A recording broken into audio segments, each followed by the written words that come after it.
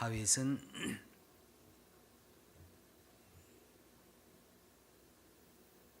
후대 사람들에게 항상 정직한 사람이었다.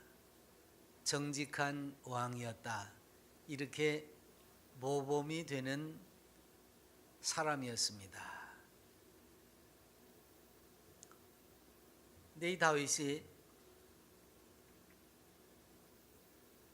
집안에서조차 그렇게 환대를 받는 사람은 아니었습니다.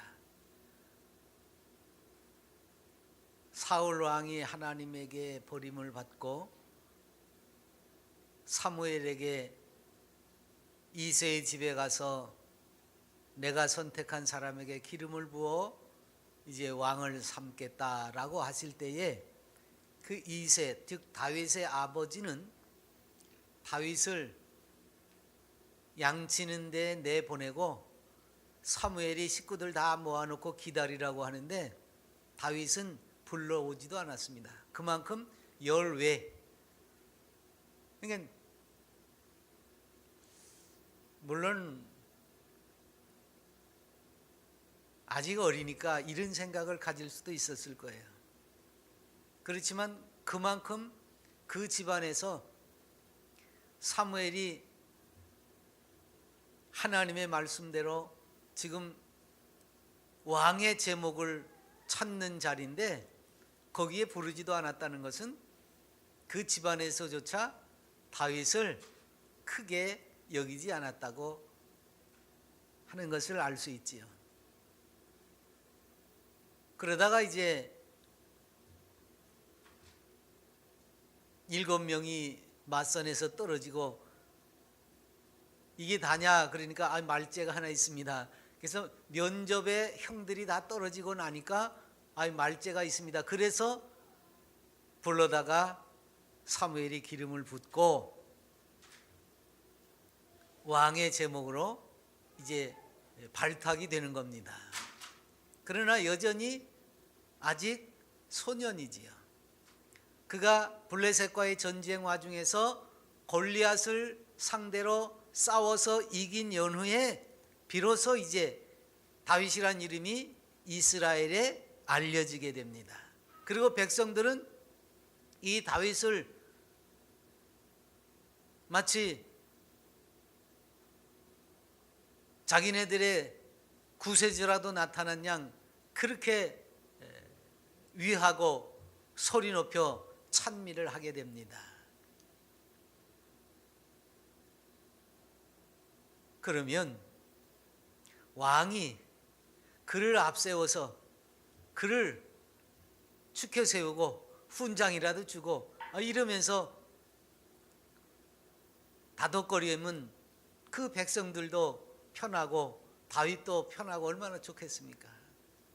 그런데 사울이 이 다윗을 질투하는 겁니다. 백성들의 마음이 전부 다윗에게 가 있다고 그 다윗을 질투해서 죽이려고 하는 거죠. 그래서 다윗은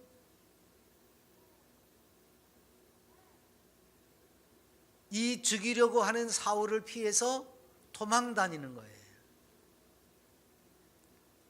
도망을 다니다 나중에는 자기가 적장을 해치우고 이겨버린 그 블레셋 나라로까지 도망을 가요. 다행인 것은 그 블레셋의 아기스가 왕이 다윗을 받아줍니다. 이거 사울에게 미움을 받아가지고 이제 왔으니까 틀림없이 내 말 잘 듣고 내 밑에서 골리앗을 죽인 장수니 뭐 얼마나 대단하겠습니까? 내가 이런 다윗을 거둘 수 있으니까 이제 나는 누구도 이길 수 있다. 이런 마음을 가졌겠지요. 그래서 다윗을 받아줬는데 이 아기스 블레셋의 장수들은 그렇지 않습니다. 임금님, 이 사람이요 지금 사울이 미워한다고 그래서 도망을 나왔지만 막상 전쟁이 일어나면 우리를 배반하고 돌아서서 우리에게 칼을 들일 거 틀림없는데 이 사람을 받아주다니요 하고 반대를 합니다. 근데 왕이 끝까지 이 다윗을 품고 장수들의 말을 안 들어요. 그러다가 결국 이스라엘과 또 전쟁이 벌어지게 됩니다. 왕은 기회다 싶어서 다윗을 대동하고 지금 전장에 나가려고 합니다. 사울하고 지금 원수진 사이인데 나하고 같이 나가면 사울을 죽이려고 전쟁에서 이길 거 아니겠어요? 아기스의 마음은 그런 건데 장수들의 마음은 달라요. 만일 이렇게 전쟁통에 나가가지고 거기서 막 칼부림을 하는데 다윗이 등을 돌리고 왕에게 덤벼들면 영락없이 우리는 질 겁니다. 그리고 다윗이 기왕에 사울에게 미움을 받아가지고 지금 도망와 있지만 적장을 잡아가지고 적의 왕을 잡아가지고 가면 사울하고 화해를 이룰 수가 있는데 그런 기회를 다윗이 놓치겠습니까? 그러니까 다윗을 데리고 가면 안 됩니다. 이러고서 이제 왕과 신하들 사이에서 옥신각신하는 겁니다. 다윗은 이스라엘 백성들한테 나가서 싸울 수도 없고 안 싸울 수도 없고 지금 이러지도 저러지도 못하는 겁니다. 근데 자기네들끼리 이렇게 옥신각신하다가 결국은 그 장수들의 말을 들어서 아기스가 그러면 할 수 없지, 이번에는 너는 가지 말아라. 그리고 다윗을 뒤로 물려놨습니다. 참 다행이지요. 안 그랬으면 나가가지고 자기 동족 이스라엘과 싸워야 될 터인데 다윗이 이스라엘과 싸우지 않게 됐습니다. 그래서 안심하고 자기가 살고 있던 그 시길락이라고 하는 동네로 가봤더니 이게 이제 다른 약탈자가 와가지고 아말렉 사람들이 와가지고 시글락을 불태우고 사람들을 다 잡아갔어요.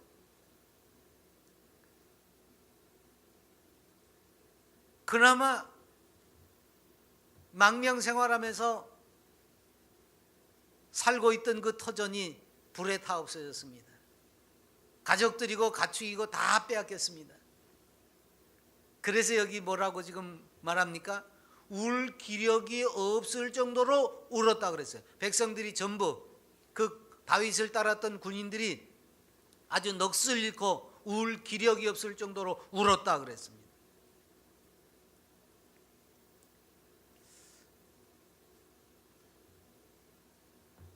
망명살이하는 그것도 서러운데 지금 터전마저 이렇게 잃어버리니까 그 다윗을 따랐던 사람들이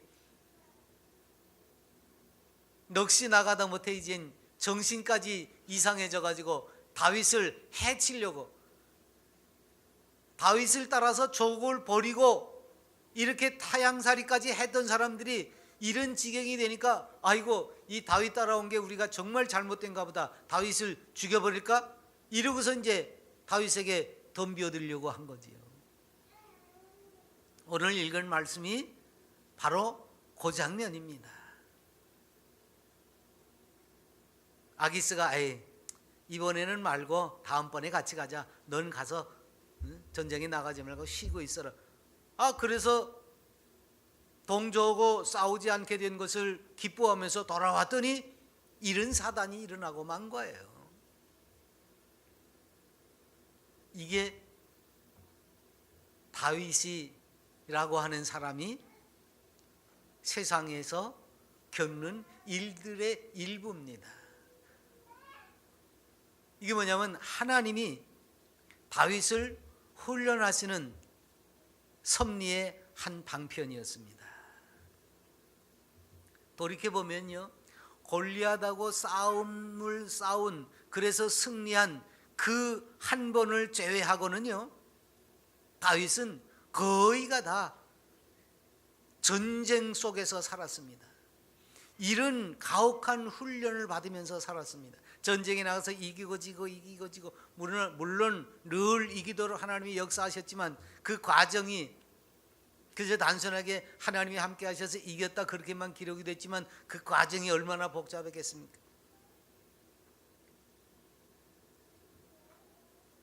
하나님은 다윗에게 왕이 되려면 이렇게 해라 그걸 가르쳐 본 적이 없습니다. 언제나 전쟁 마당에서 쫓아다니지 않으면 도망다니고, 어떤 때는 자식의 반란으로 울면서 도망도 다니고, 이런 세월을 다윗이 보냅니다.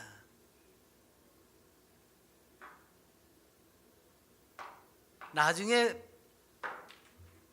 다윗이 블레셋에서 있을 수 없는 지경이 돼가지고 이제 거기에서 들키거든요. 저 사람이 전적으로 우리 블레셋에 와서 우리 편만 들 사람이 아니다라고 하는 것이 이제 들키게 됩니다. 그때는 어떻게 나오냐면 미친 사람처럼 침을 질질 흘려가면서 그 목숨 하나 살겠다고 침을 질질 흘려가면서 벽에다가 손을 빅빅 긁어가면서 미친 사람 희띄을 하고 블레셋에서 겨우 도망을 쳐 나옵니다.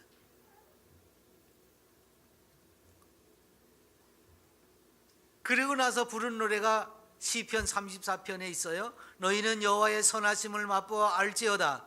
그에게 피하는 자는 복이 있도다. 젊은 사자는 궁핍하여 줄일지라도 여호와를 찾는 자는 모든 좋은 것에 부족함이 없으리로다. 이게 말이나 되는 겁니까? 미친 채하고 침을 질질 흘리면서 겨우 목숨 부지하려고 거기서 도망을 나오는 사람이 이런 노래를 부르는 겁니다.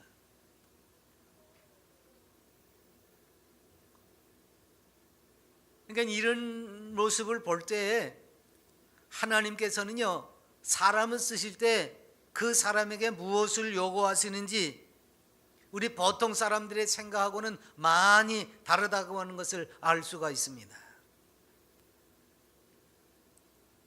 사람들은 뭔가 특별해서 재주가 많아서 능력이 있어서 쓰임을 받는 줄로 알아요. 근데 하나님은 그렇지 않습니다. 이렇게 집안에서도 인정을 잘 못 받고 미친 척이나 하고 돌아다닐 수밖에 없는 그런 보잘것없는 그 사람을 우리 하나님이 쓰시고자 하시는 겁니다. 그렇다고 우리가 뭐 다 그런 보잘것없는 인생이 되라는 얘기가 아닙니다.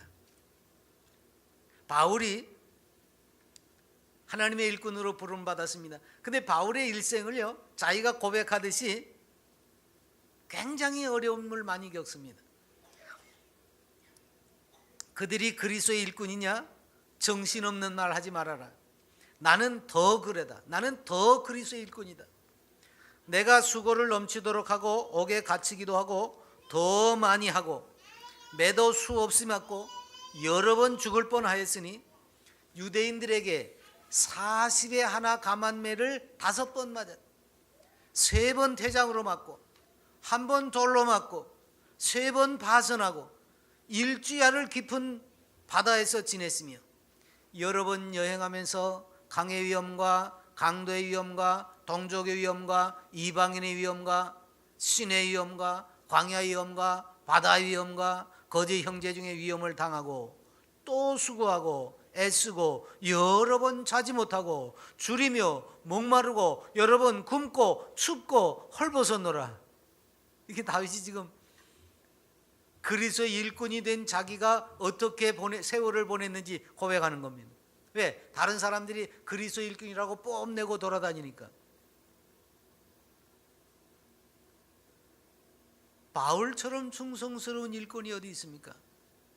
근데 그가 복음을 전하러 다닌 그 길 모퉁이마다 형통한 때가 없었습니다. 늘 고생만 했습니다. 그 고생이 얼마나 심합니까? 힘에 지나도록 고생을 겪는데 살 소망까지 끊어져서 마치 내가 사형 선고를 받았다라고 여길 정도였습니다. 다시 말하면 바울은 복음 전하러 다니면서, 즉 그리스도의 일꾼으로, 하나님의 일꾼으로 다니면서 늘 어떤 상태에 있었냐면 이젠 죽었다. 이젠 죽었다.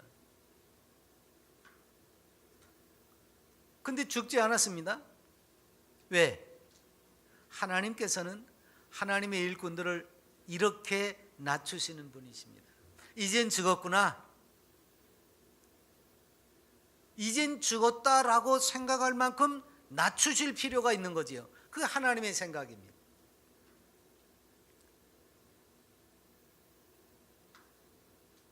그래서 바울 사도가 이야기합니다. 이는 왜 내가 이젠 죽었다 이렇게 생각할 정도로 나를 낮추셨는가? 그 이유는 우리를 자기를 의지하지 말고 오직 죽은 자를 다시 살리시는 하나님만 의지하게 하심이라. 다른 이유가 없습니다. 나를 이렇게 낮추시고 죽을 지경까지 내모시는 까닭은 내가 나를 의지하지 아니하고 하나님만 의지하게 하시려. 이게 보통 사람들하고 생각이 엄청난 차이가 있지 않습니까? 보통 사람들이 하나님의 일을 한다 그러면 시련이 먼저 있어야 하고, 하나님께서 요구하시는 것은 죽어야 한다는 겁니다. 그래서 주님께서도 그랬잖아요. 나를 따라오려거든 자기 십자가를 지고 자기를 부인하고, 그게 뭐예요? 죽어야 한다는 거예요. 그러니까 주님의 일꾼, 하나님의 일꾼은 열심보다도 충성보다도 더 중요한 건 뭐죠? 죽는 겁니다.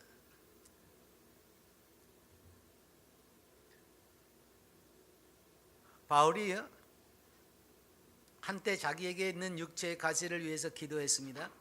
근데 하나님이 그 기도를 들어주시지 않습니다. 여러 계시를 받은 것이 지극히 크므로 너무 자만하지 않게 하시려고 내 육체의 가시 곧 사탄의 사자를 주셨으니 이는 나를 쳐서 너무 자만하지 않게 하려 하심이라. 알아요. 내가 자만하게 될까봐 하나님이 이런 육체의 가시를 줬구나 압니다. 그러면서도 사람들을 대할 때 그래도 목사가 체면이지 맨날 골골거리면 되는가, 그래가지고 하나님 제발 좀 고쳐주시오 그랬던 거예요. 이것이 내게서 떠나가게 하기 위하여 내가 3번 주께 간구하였더니 나에게 이르시기를 내 은혜가 내게 족하도다. 이는 내 능력이 약한 데서 온전하여짐이라. 그러므로 도리어 크게 기뻐함으로 나의 여러 약한 것들에 대하여 자랑하리니 이는 그리스도의 능력이 내게 머물게 하려 함이라. 바울이 깨달았어요. 사람들에게 골골대고 손가락질 당하고 아파가지고 그거 괜찮다 그 말이에요. 그런 속에서 하나님이 역사하시는 그것을 보면 하나님이 영광을 받으시고 하나님의 구속의 역사가 이루어지면 되는 것이지, 내가 사람들에게 병치기라고 지탄받는 것 정도는 아무것도 아니다. 이런 깨달음을 얻게 된 거지요. 바울은 스스로 자기를 설명했을 때 어떻습니까? 외모도 볼품없고 말주변도 어눌하고,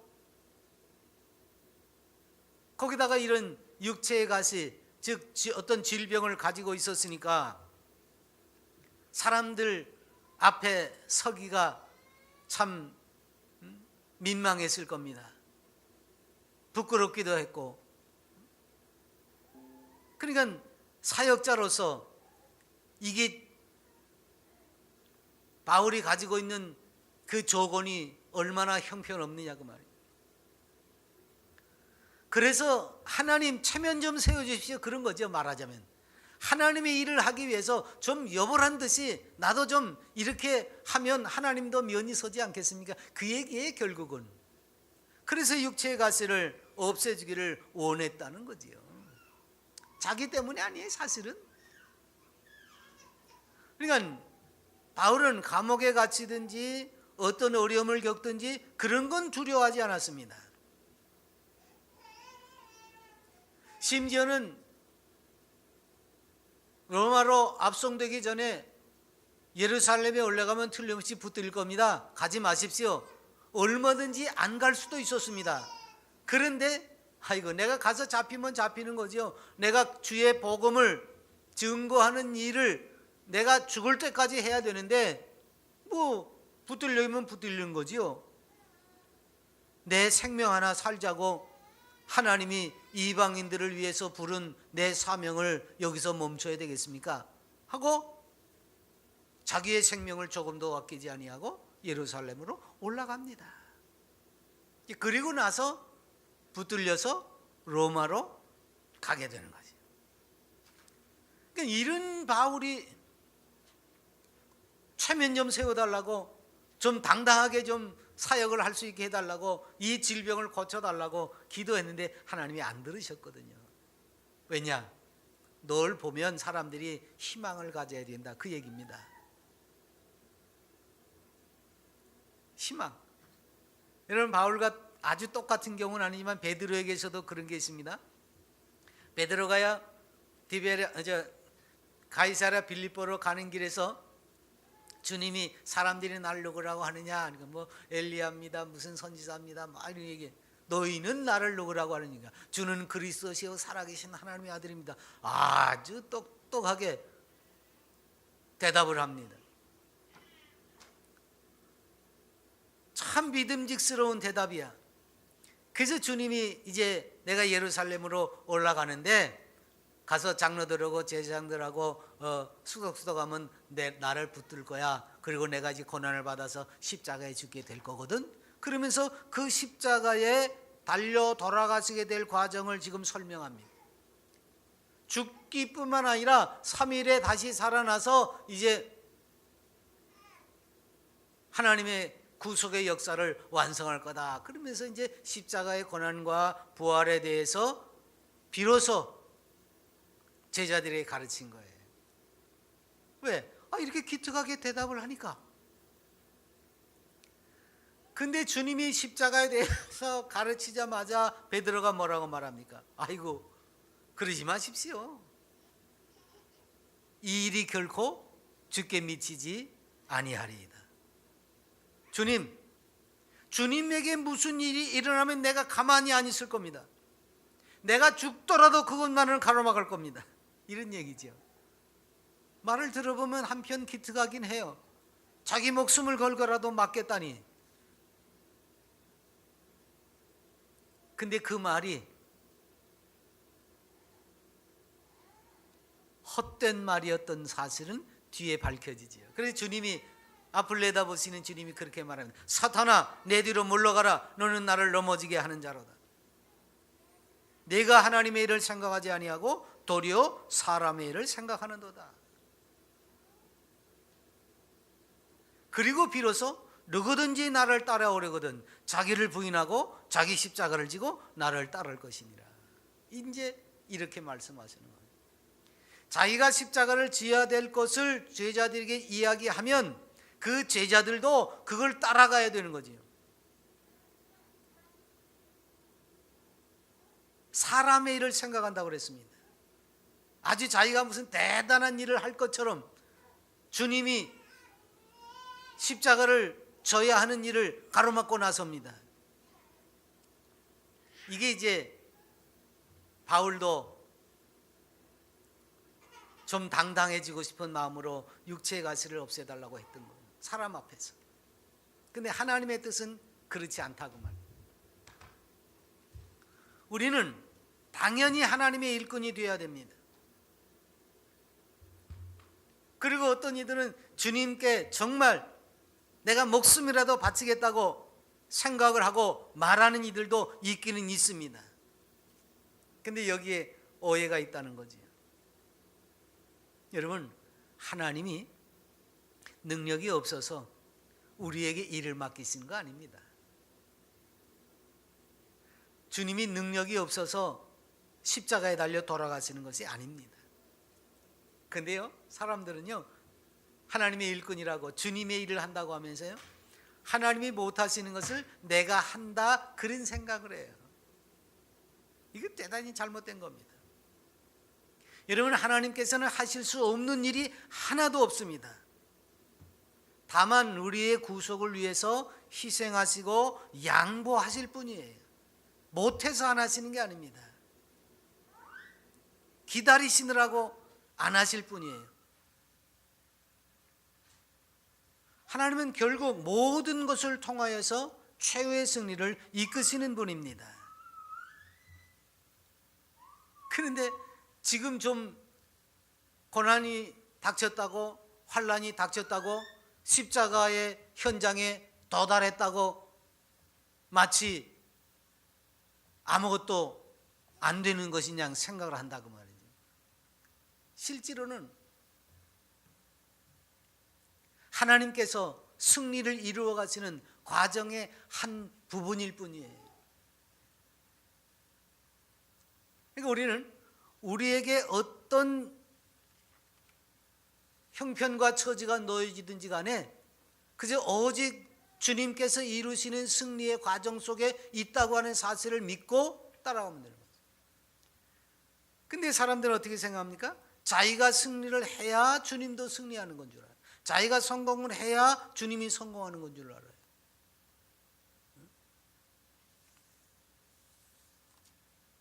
그래서 거짓 선지자들이 뭐라고 말합니까? 틀림없이 바벨론으로 포로로 잡혀갈 건데 아니야 평안하다. 그 중에 예레미야만 이제 바벨론으로 잡혀가게 됩니다. 갈 준비하시오. 포로로 잡혀갈 준비하시오. 그러니까 아니 하나님의 백성이 왜 포로로 잡혀가? 말이 안 되는 거죠. 그러나 하나님이 역사하시는 과정이에요 이게. 그래서 70년 동안 이스라엘 백성들을 담금질 하시려고 하도 우상 숭배하고 패역하니까 이 사람들을 담금질 하시려고 바벨론 그 포로 생활을 주님이 예비하셨는데 그게 실패입니까? 하나님은 그 과정을 통해서 이스라엘 백성들을 더 바르게 세우시려고 하는 거예요. 그러니까 사람들이 잘못 생각하니까 내가 주저앉으면 하나님도 주저앉은 줄 생각해. 그래가지고 기도도 막 그렇게 하죠. 입장 바꿔 생각해 보라고. 내가 이렇게 보잘것없이 보여지면 하나님이 어떻겠느냐고. 아니요, 하나님은 아무렇지도 않습니다.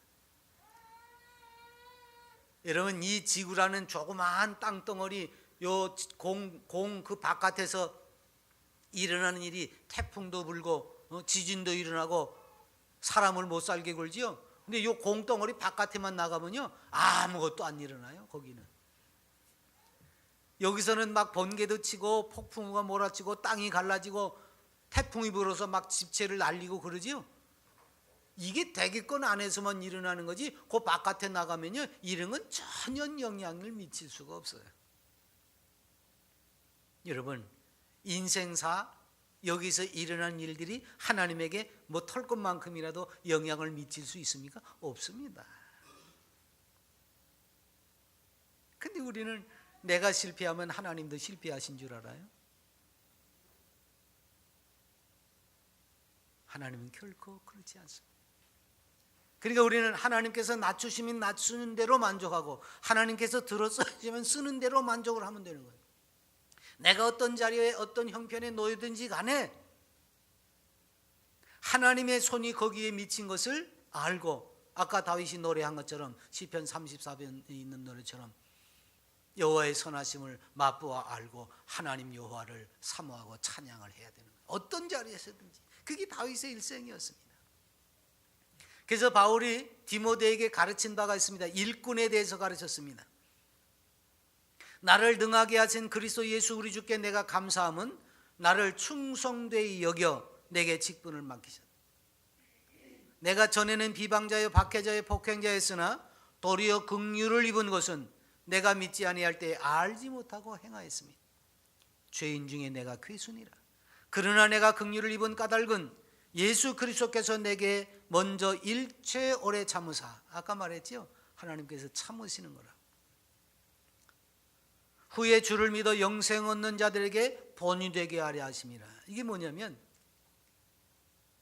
바울 같은 이가 뭐 말도 잘 못하고 눈도 잘 안 보이고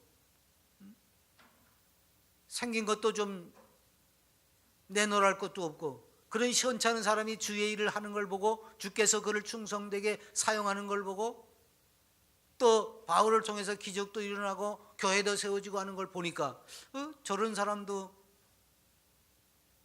하나님이 일꾼으로 쓰시네?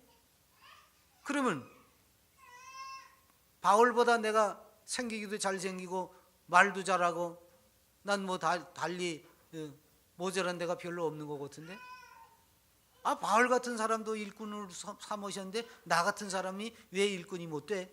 그래서 용기를 얻게 하려고 지금 이 말입니다. 나를 충성되이 여겨 내게 직분을 맡기심, 그 말은 내가 능력이 있어서 주의 일꾼이 된 게 아니란 얘기지요. 내게 충성심이 있었다는 얘기가 아닙니다. 내가 충성심이 별론데 나를 충성된 사람으로 하나님께서 여겨주셨다는 거예요.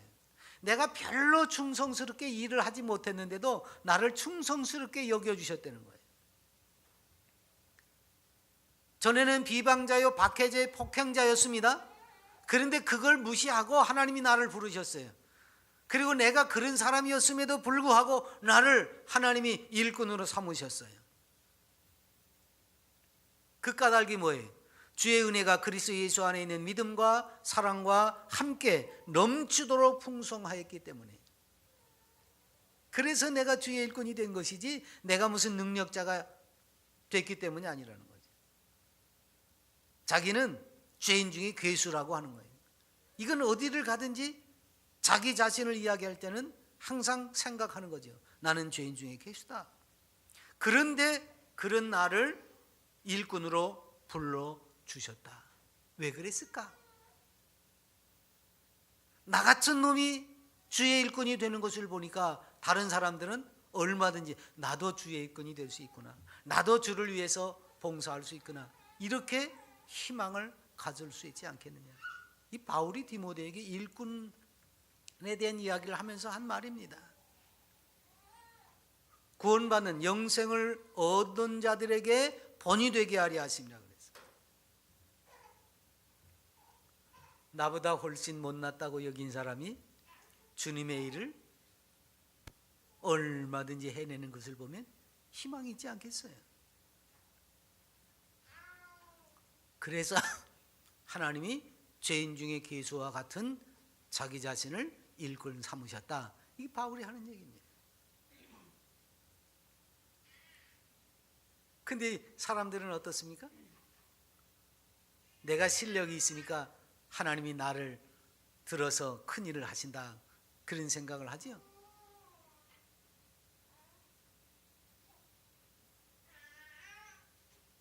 우리나라 교회가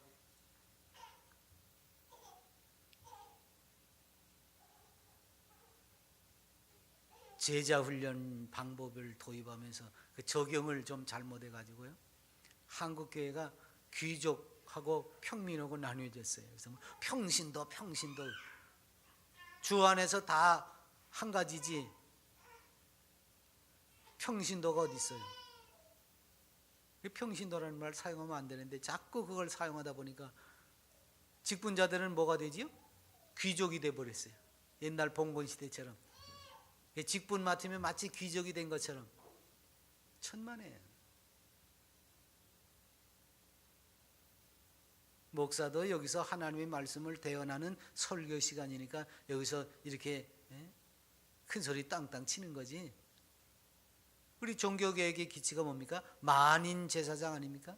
하나님 앞에서 다 1대1로 똑같은 가치와 똑같은 분량을 지니고 있는 인생이에요.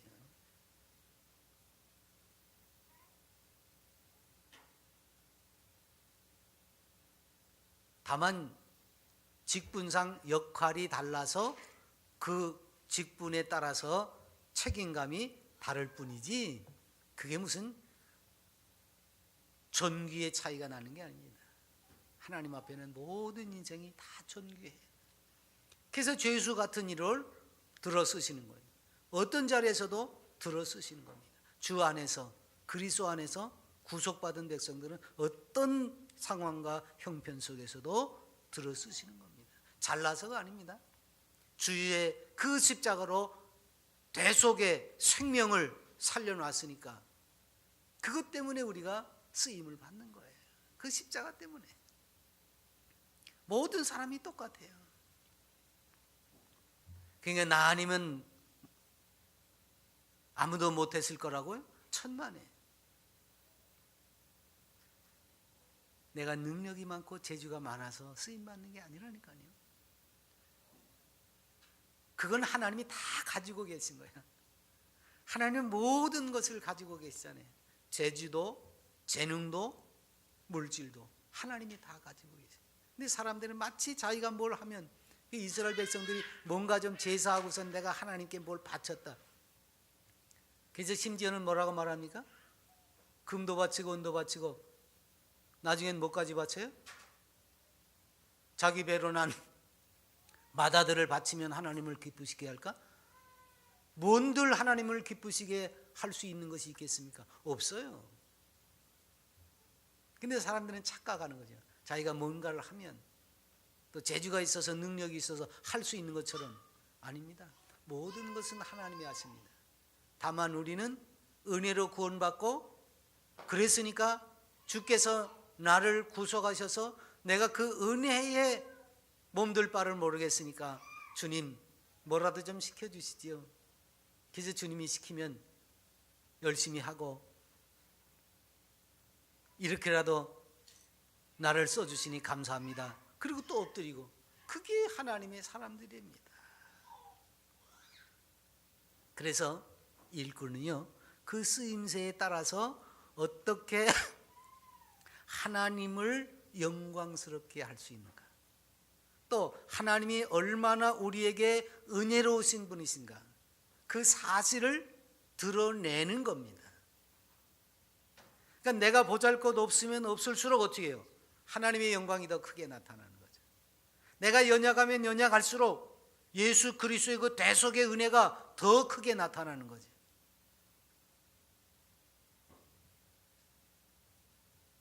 그래서 우리가 주 앞에서 무슨 일을 한다, 그건 둘째 문제입니다. 중요한 것은 내가 어떤 자리에서 하나님을 영화롭게 하느냐, 하나님의 은혜를 더 크게 나타낼 수 있느냐. 그건 뭐예요? 내가 더 보잘것없고 내가 더 연약하고 내가 더 부족하다는 것을 드러내는 수밖에 없습니다. 그러면 아예 저런 사람도 구원받고 하나님의 사람 됐네. 전도하다 보면 그렇잖아요. 아예 죄가 많아서, 아니 난 당신보다 죄가 더 많아 그래야지. 근데 죄가 많으니까 회개해야지. 아닙니다. 예수 믿는 사람이 그렇게 얘기를 해야 돼. 난 당신보다 죄가 더 많은 사람입니다. 근데 예수님 믿고 구원받아 천국 시민이 됐습니다. 죄가 많은 거 걱정하지 마십시오. 그래가지고 정말 내가 죄가 많은 사람이고 못난 사람이었다는 것을 드러내야지. 그 앞에서 나는 당신보다 더 부족한 사람입니다. 근데 마치 자기가 무슨 대단히 능력이 있고 똑똑하고 재주가 많은 사람인 것처럼 의시되고 뽐내면서, 그러니까 전도가 안 되잖아요. 내가 낮아지는 거예요. 내 허물과 내 부족함을 드러내면서 나 같은 사람도 구원받았는데 당신 정도면 아주 훌륭한 겁니다.